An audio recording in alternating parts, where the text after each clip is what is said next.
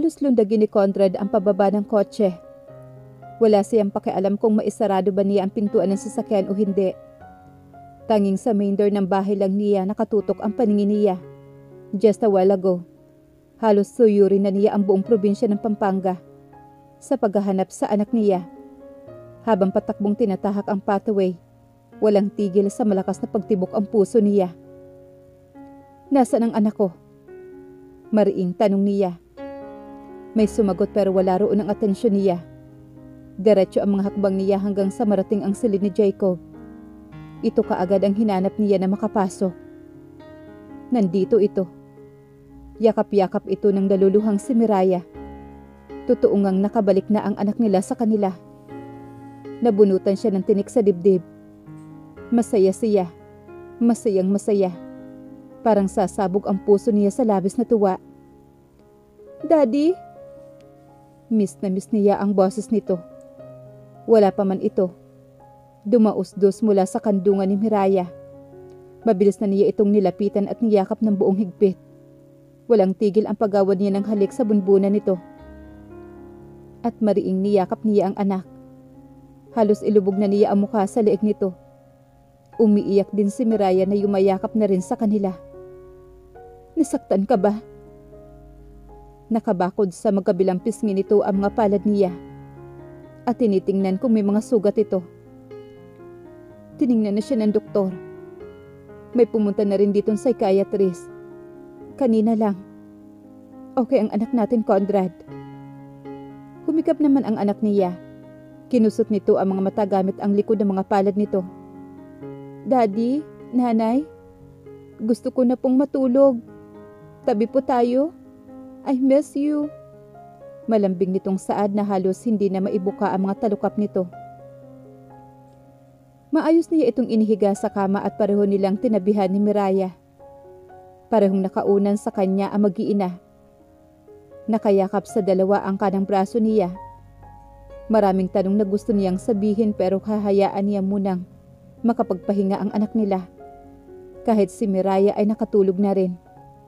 Sa loob na nagdaang 2 gabi, ngayon lang nahimbing muli ang asawa. Gumagaang kahit papaano ang kanyang dibdib. Maingat siyang umahon sa kama at kinumutan ang mag-iina. Pagsawa na niya ang mga mata sa pagtunghay sa mga ito bago lumabas ng silid. Tuloy-tuloy ang pagbaba niya sa hagdanan. Conrad, saan ka pupunta? Nilampasan niya lang ang ina hanggang sa marating niya ang kotse.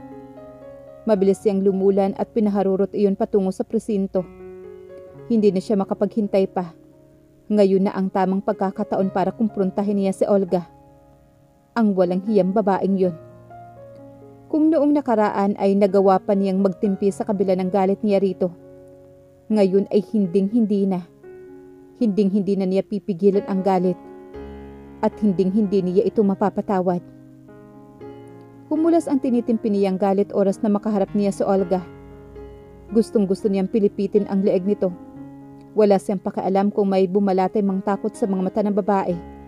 Nag-uumapaw sa galit ang puso niya. Huminahon ka, Conrad. Mula sa kung saan biglang lumitaw naman ang Tito Lauro niya at pinigilan ang gagawin sanang pagsugod sa babae. Sa paraan ng pagpigil nito sa kanyang braso, alam ni Tito Lauro na para na siyang bulkang nakaambang sa sabog. Pinilit niyang kumawala. Parang papel na hinablot niya lang sa braso ang babae. Nasaktan ito at napangiwi ng mas lalong higpitan niya ang hawak. Alam mo bang pwede kitang patayin hanggang ngayon? Ha, Olga? Pero ngayon ay parang mabangis ng hayop na nakahambang lumapas sa kanya. Ang nakikita niyang mukha ni Conrad na nakatingin sa kanya. Kung nakamamatay lang ang madilim na titig nito, baka kanina pa siya bumulagta. Sa loob ng ilang taon. Ano pa ba ang gusto mo? Umeeko sa buong silid ang galit ni Conrad. Sa bawat pagsigaw nito mas nagmamarka ang takot sa puso niya. Mararahas ang naging paghinga nito. Nagtaas baba ang dibdib, tanda ng matinding emosyon na pinipigilan sa kanya. Nakikita niya ang matinding galit at sakit sa mga mata nito. Gusto niya magtago, Pero saan siya pupunta? Conrad, huminahon ka. Pilit na inilalayo naman ni Tito Lauro si Conrad sa kanya. Nakawala siya sa mahigpit na hawak nito at halos sumiksik na siya sa mesa. Para bang siyang daga na corner sa isang leon. Mapapatay kita! Halos sugurin na siya ng suntok ni Conrad. Kung hindi dahil kay Tito Lauro, ang pulis na nakaantabay ay kaagad na ibinakod ang sarili sa kanya. Nababakuran ang katawan niya sa pisikal na pananakit na maaring igawad nito sa kanya. Pero walang pwede na humarang nito dahil matinding sakit ang nararamdaman niya sa nakikita niyang matinding galit na ibinibigay nito sa kanya. Habang nakikita kung paanong nanglilitid ang mga ugat ni Conrad sa noo, leeg at braso nito, para namang kinukuyumos ang puso niya. Pulang-pula ito sa galit at nauunawaan niya ang nararamdaman ngayon ni Conrad. Pagbabayaran mo ang lahat ng ginawa mo, Olga. Sinisigurado ko sa'yo, makukulong ka at nang mawala ka na sa buhay namin habang buhay. Tila mga palaso na tumusok sa puso niya ang lahat ng sinabi nito. Napakalalim ng ibinaong sugat nito. Calm down, Conrad. Galit ng saway naman ni Tito Lauro sa lalaki na ibinakod pang lalo ang malapad na katawan sa pamangkin. Paano ako magiging kalmado, Tito? Nagtatagis ang mga bagang nitong nakipagtitigan sa tiyuhin. Paano ko gagawin yun? Kung lagi na lang niyan sinasaktan ang pamilya ko. Nalipat ang nanunuot sa galit ng mga titig nito sa kanya. You are heartless to Olga. Wala kang pakiramdam. Masakit na katotohanan ang mga ibinabato nito. Pinahid niya ang luha sa mga mata at buong tatag na sinalubong ang galit nito. Walang sino man ang magtatanggol sa kanya, kundi siya mismo sa sarili niya. Ang tatay niya ay nasa ibang bansa pa. Kung alaman nito ang nangyayari, malamang ay itatakwil siya nito. Mas lalong hindi niya inaasahan ang mami niya. Alam ng Diyos kung nasa ang sosyalan na naman ito nagpunta. Kumikirot lalo ang puso niya nang maisip ang ina. Nahihirapan din naman ako, Conrad. Halos siya na lang ang nakakarinig sa boses niya. Wala kang karapatang magreklamo sa lahat ng ginawa mong to. Nawala ng paningin ang asawa ko nang dahil sa mga kasinungalingan mo. Tapos ngayon, muntik nang mawala sa amin si Jacob. Sinira mo ang pamilya ko. Ano pa ba ang gusto mo? You have everything in your life. Pero pilit mong isinisiksik ang sarili mo sa amin. Bakit hindi ka makontento at makaintindi na hindi tayo pwede? Totoo naman ang sinabi ni Conrad. Lahat ng oportunidad sa buhay niya ay mayroon siya. Pero isa lang naman ang gusto niya. Ang bumalik sa kanya ang lalaki. At bumuo sila ng sarili nilang pamilya. Nawalan din ako. Halos hindi mawala sa isip niya ang nangyari sa kanya. Lahat-lahat. Halos bulong na lang ang sabi niya rito. Nangangamba na mabasag ang boses niya. Sinikap niyang huwag umiyak sa harapan nito. Pero kusang tumulo ang mga luha sa magkabilang gilid ng kanyang mga mata. Hinayaan niya lang na malaglag ang mga iyon. Wala na siyang pakialam kung ano man ang hitsura niya sa paningin nito. Takot na siya na makita kung ano man siya. Baka hanggang ngayon, hindi na masamang ipakita sa iba ang mga hinanakit niya. Ang bigat-bigat na rin kasi ng kalooban niya. Nawalan rin ako ng anak. Gumapang ang pait sa puso niya nung sinabi niya iyon kay Conrad. Nawala rin ang anak natin, Conrad. Nawala din ang anak natin, Conrad. Ang anak natin. Nahihirapan siyang iproseso kung kanina ay halos magwala siya sa galit. Kinain naman siya ng kalituhan sa mga sandaling ito. Hindi niya magawang magsalita sa sinabi ni Olga. Muntik na tayong magkaroon ng anak. Hilam na sa luha itong nagpatuloy. Kagat nito ang ibabanlabi na parang pinipigil ang mapahagulhol. Pero natigmak pa rin sa mga luha ang mga mata nito. Sinikap niyang balikan ang mga huling sandaling nagkasama sila ni Olga. Gaano ba siya naging kampante at irresponsable? Hindi na niya maalala. Malaking parte sa kanya ang ayaw maniwala. Hinanap niya ang katotohanan sa mga mata ng babae. We had protection. Katwiran naman niya rito. Not all the time, Conrad. Noong mga huling beses natin, ay hindi na natin nagagawa yun. Tumigil na rin ako sa pag-inom ng pills. I'm so sorry. Pero gusto ko lang na manatili ka sa akin. At anak lang yung naiisip ko para manatili ka sa tabi ko.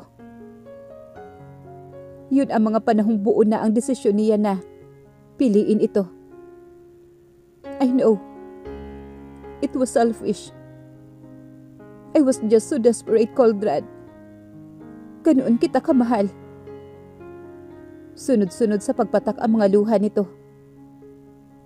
We were in an open relationship. Initially.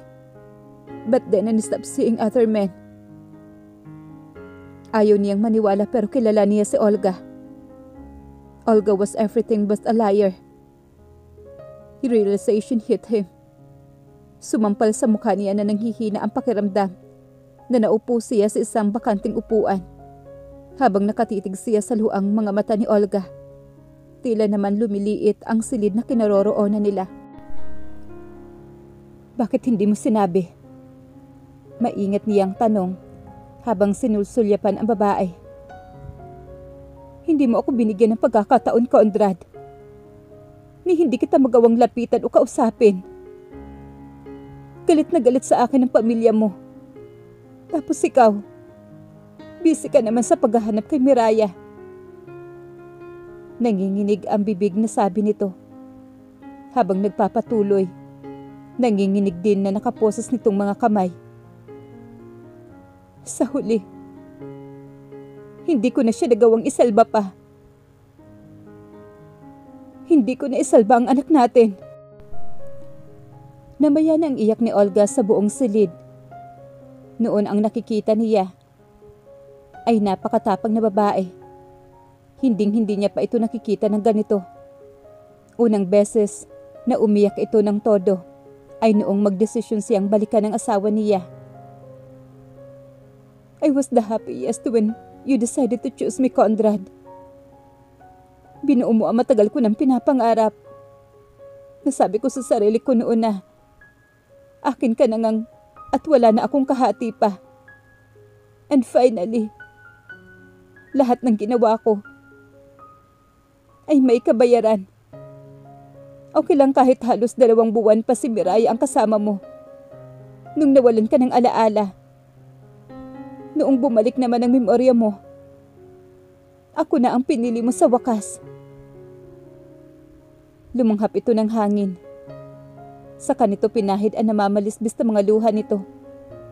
Gamit ang likod ng mga kamay. For a few hours, nasa akin ka, Conrad.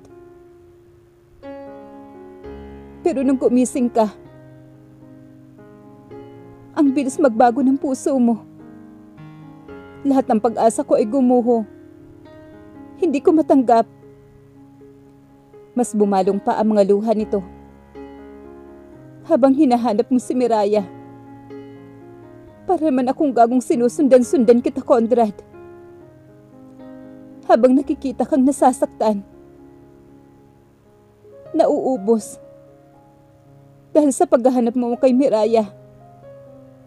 Hinding-hindi kita mahawakan kahit kailan. Then I decided to move forward. Bumalik ako sa ibang bansa. Sabi ko sa sarili ko, baka nga naman kailangan ko nang bumitaw sa'yo. Pero isang araw, bigla na lang akong dinugo while at work. Doon ko lang nalaman na buntis ako. But then, I lost her. Her? Babae. I lost baby Jamie. Piyok ang boses nitong pagpapatuloy. The moment na binanggit nito ang pangalang iyon, parang piniga naman ang puso niya. Tila ang hirap huminga. Parang sasabog ang puso niya. She was almost 4 months in my belly. At hindi ko alam. Naghirap akong mag-isa. Wala akong ibang mapagsabihan. Alam ba ito ni Natalie? It was the only time na nagtanong si Tito Lauro. Umiling naman si Olga. Marami na ako nagawa sa pamilya ko. Kaya nagdesisyon akong itago na lang. Bumaling ang tingin nito sa kanya. Ano pa ang silbi na sasabihin ko sa'yo? O kahit kanino? Sa loob ng ilang taon, itinago ko ito. For the last 5 years, umiiyak ako nang umiiyak dahil sa pagkawala ng anak ko. Ang totoo, ang hirap pang hawakan. Almost a year after, I decided to come back at ilibing yung anak natin dito. But then, nakita kita mula sa malayo. Ang gagang puso ko, nagwala na naman. One last time. Gusto ulit kitang makausap. Kahit pinagbabawalan na ako ni Tita Liana na lumapit sa'yo. And then, nakita ko si Miraya. Hawak-hawak niya yung baby. Mas lumikas naman ang iyak ni Olga. Halos hindi na ito makahinga pa. Nagpahid ito ng luha at nagpatuloy. Nabuhay ang galit sa puso ko. Kung hindi man kami naging masaya ng anak ko, dapat si Miraya din. Kaya nagsinungaling ako sa kanya. I'm sorry. I'm sorry kung naniwala si Miraya sa akin. I'm sorry kung iyon ang naging dahilan para mawala ang paningin niya. Humahagulhol na tinatakpan nito ang mukha gamit ang dalawang palad. Ang lahat ng tao sa loob ng silid ay tahimik na nakikinig lang sa mga sinasabi ni Olga. And what about this time, Olga? Mahinang tanong niya kapag kuwan. You snap out again. Nag-angat ito ng mukha at sinalubong ang mga titig niya. Naniniwala ako na nakalimutan na kita. Nagplano na rin ako na maghanap ng lalaking karapat-dapat para sa akin. Pero na makita kita ulit dun sa hotel, may pumitik na lang bigla sa kaloob-looban ko. At isang pitik na mga daliri ko. Na-realize ko, hinding-hindi ako makakaahon mula sa'yo kung hindi ko nasasabi sa'yo ang totoo. Hindi ako makawala sa'yo, Conrad. Lahat ng alaala mo, ang hirap-hirap kalimutan. Hinayaan niya itong magpatuloy. Gusto niyang marinig ang lahat-lahat. Hindi ko naman gustong ilayo si Jacob sa inyo. Gusto ko lang namang sumilip. Naaliw ako sa mga ngiti niya. Nilapitan ko si Jacob. At nakangiti siya sa akin. Yung inang puso ko. Gusto kong makipaglaro sa kanya. Nasa loob na siya ng kotse ko. I had no intention to take him away from you. Yet, you still took him away. I am sorry, Conrad. alam kong yung ginawa ko ay walang kapatawaran at handa akong pagbayaran lahat ng nagawa ko. Wala naman ang mawawala sa akin. Si Tito Lauro ay nanahimik lang sa isang sulok. Sa loob ng ilang sandali, ang malalakas na pintig ng puso niya lang at ang iyak ni Olga ang namayani sa loob ng ilang kwadradong silid na iyon. Kahit ang tunog ng pagtitipa ng isang pulis sa keyboard ng computer sa kabila ng silid ay tila nawala na. Paano ako nakakasiguro na nagsasabi ka nga ng totoo? Tanong niya rito. Pinahid nito ang luha at sumagot ng hindi tumitingin sa kanya. Doon sa Mabalacat. Sa bahay kung saan ko naisipang dalhin muna si Jacob. Doon ko inilibing ang anak ko. Tungkol sa doubts mo na mayaman ka. A simple DNA test could prove. Nanatili siya doon. Sinisigurado ko na bago siya iuwi rito, maniwala ka man o hindi, ikaw lang ang lalaki sa buhay ko noong mga panahong nagbuntis ako. At kahit kailan, hindi na ako nakisiping kanino man. Pakiramdam niya ay mas malakas na kamaong bumatok sa ulo niya at sumikil sa puso niya. Napahawak siya sa kanyang baywang. Napatingala sa bagong pinturang kisame at napatalikod kay Olga. Ipinikit niya ang mga mata.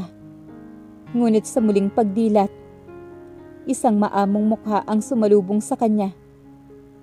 Nandoon si Miraya. Nakatayo ito, katabi ni Hana. Hindi niya malaman kung ano ang emosyong pumipinta sa mukha nito.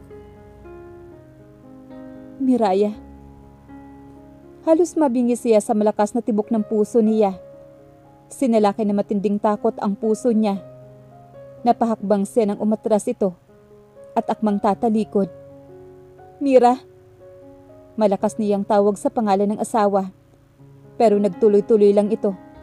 Nangangapa ito sa dingding ng hallway na dinadaanan nito. Matinding pag-alala ang nararamdaman niya na baka matumba ito. Mas binilisan niya ang paghakbang at hinawakan ng asawa sa braso nito. Hayaan mo magpaliwanag ako. Narinig ko na ang lahat. Kapag ganitong pilit ang pagiging mahinahon ng boses ng asawa, doon siya mas kinakabahan. Malinaw na malinaw. Ganitong tono at ekspresyon ng mukha nito ang laging nagbibigay sa kanya ng matinding takot. I didn't know. Ipiniksi nito ang kamay niya. And I don't know kung ano ba yung magiging reaksyon ko kanina. Pasimple nitong inalis ang kamay niya at kumapit kay Hana. Tuloy-tuloy ang mga ito patungo sa labas. Nauunawaan niyang ayaw muna nitong makasama siya. Pero kapag hinayaan niyang umalis ito nang hindi siya kasama, may posibilidad na hindi na niya ito maaabutan sa bahay. Sa isipin pa lamang na mawawala ang kanyang asawa, ay tila ba pinapatay na siya sa kaloob-looban niya. Ihahatid ko kayo. Naiintindihan ko. May pag-uusapan kayo. Wika naman ni Conrad. Habang daan ay tahimik lang silang dalawa. Magkatabi silang dalawa pero hindi nagkikibuan. Nakapikit lang ang mga mata nito. Kung ano man ang tumatakbo sa utak nito. Doon siya mas natatakot. Pagdating sa bahay ay sinikap nitong bumaba mag-isa. Hindi pa man siya nakakaikot sa kabilang side, ay nakalabas na ito sa kotse at humakbang papalayo sa kanya. Habang tinititigan ito mula sa likuran, naiisip niya ang sinabi nito. Mawawala ako sa'yo. Mahal na mahal niya ito. Isipin pa lang niya ang maraming posibilidad. Pakiramdam niya ay sinasakal ng ilang libong beses ang puso niya. Dahan-dahan siya nagpasandal sa bintana ng kotse at napatitig sa kawalan. Ang dilim ng langit. Nakisimpatya sa pakiramdam niya. Anak, sumugod ng yakap sa kanya si Mami Liana. Sa paraan ng paghaplos nito sa buhok niya, alam niyang may nalalaman na ang ina niya. Time like this, ang mami niya at ang Tito Lauro niya ay kailangan niya. Pero kahit ito, ay tila hindi alam ang tamang sasabihin. It feels like everything na binubuo ko ay muling nawawasak, Mami. Para siyang batang nagsusumbong sa ina. Yun ay kung hahayaan mo, Conrad. Bumitaw naman siya sa ina at pasimpleng pinahid ang namasang mga mata. Paano kung iiwan na niya ako? Hahayaan mo ba siya? No, Mami, no. Bumitaw siya sa ina. Mabilis ang mga hakbang niyang tinungo ang hagdanan. Pinuntahan niya ang kwarto ni Jacob. Alam niyang mas nanaisin muna ni Miraya ang malayo sa kanya. Binuksan niya ang pintuan at nakita niya. Mahigpit na yakap ng asawang anak nila. Ilang sandali muna siyang natahimik at tinunghayan ang mag-ina bago nagdesisyong lapitan ang dalawa. Nahihiya siyang tabihan ng asawa niya. Baka nandidiri ito sa kanya, kaya minabuti niyang maupo na lang sa couch. Habang hinihintay, hinatak niya kung anong puwersa ang lapitan ang mga ito. Hindi na niya mapigilan. Pumwesto siya sa likuran na nakatalikod na asawa. Alam niyang gising ito. Kating-kati na siyang yakapin ito. Hahayaan niya ito ang unang magbukas ng kanilang usapan. Mas mahalaga ang mga opinyon nito. Makikinig siya sa lahat ng sasabihin nito. Masakit man ang lalabas sa bibig nito o hindi. Iniisip ko. Nakahinga siya maluwag na marinig ito nagsalita. Alam kong naghirap din ako. Pero ganun din siya. Ang tinutukoy nito ay si Olga. Patag lang at mahina ang tono ng boses nito. Tumayo ito at nangangapang nagtungo sa kinaroroonan ng couch at naupo roon. Itinaas nito ang mga tuhod at niyakap. Sa nakatuping mga tuhod ay inilubog ni Miraya ang mukha nito. Sinundan niya ito at naupo sa tabi nito. Nakapatong ang isang braso niya sa sandalan ng upuan sa likurang bahagi nito. Ilang minuto rin ang pumapatak na nasa ganoon silang ayos. Hanggang sa nagbitiw ito nang hindi niya inaasahang pangungusap. Huwag na nating ituloy ang demanda. Hindi niya malaman kung saan iyon hinugot ng asawa niya. Kinidnap niya ang anak natin. Oo. Ginawa niya yon. At binalak niyang ibalik. Inalagaan niya ang anak natin. Na tila ba anak niya? Kung naririnig mo lang sana si Jacob, kung paano siya nag-alala kay Olga. Maging si Jacob ay humanga sa kanya. Humugot ito ng malalim na buntong hininga. Ang gusto lang naman ni Olga ay marinig Conrad. Ang ibig mong sabihin, hahayaan na lang natin ang nangyari sa'yo? Lumingo naman ito sa kanya. Kung buhay ba yung anak nyo, hahayaan mo ba na makita kung gaano naghihirap ang kanyang ina? Tila na naman dinakot ang puso niya sa naging tanong nito. Paningin lang ang nawala sa akin. At nasa akin pa rin si Jacob. Nahahawakan ko pa rin siya hanggang sa ngayon. Pinaraanan nito ng dulo ang mga daliri, ang gilid ng namamasang mga mata. Ina rin ako, Conrad. At nararamdaman ko kung gaano kasakit ang nararamdaman niya. Naramdaman ko yun noon. Noong akala ko ay nawala sa akin si Jacob. Hindi ko maisip kung gaano kasakit para sa kanya ang lahat. Halos mamatay ako sa takot noong munti ka nang mawalay sa akin ang anak natin. Kanina, determinado akong manumbat sa kanya. Pero habang pinakikinggan ko si Olga, wala akong ibang maramdaman kundi hiya sa sarili ko. Dinudurog ang puso ko. Na hindi sana ito nangyari. Kung sana hindi ako naging selfish noon. Buntis na si Olga. Nang magdesisyon kang hiwalayan ako. Masaya na sana kayong nagsasama ng anak ninyo. Sunod-sunod sa pagpatak ang mga luha nito. Pakiramdam kong tuloy. Ako ang may kasalanan na lahat. Ang bigat-bigat sa loob ko, Conrad. No. No. Huwag mong sabihin yan. Lahat ng to ay pagkakamali ko. Ipinilig nito ang ulo paharap sa kanya. Hindi binibitawan ang mga kamay nito. Ang pagkakayakap sa mga tuhod. We have to let her go, Conrad. Kailangan natin siyang patawarin. Pakiusap nito sa kanya. Gusto ko siyang kasuklaman. Gusto kong magalit sa kanya. Pero paano ko gagawin yun? Kung ang nakikita ko ay ang mabait na babae noon. Hindi ko kayang pahirapan pa siya. Dahil aminin ko man o hindi, parte ako ng pagbabago niya. Nasaktan ko siya sa paraan na hindi ko namang intensyon na gawin yun sa kanya.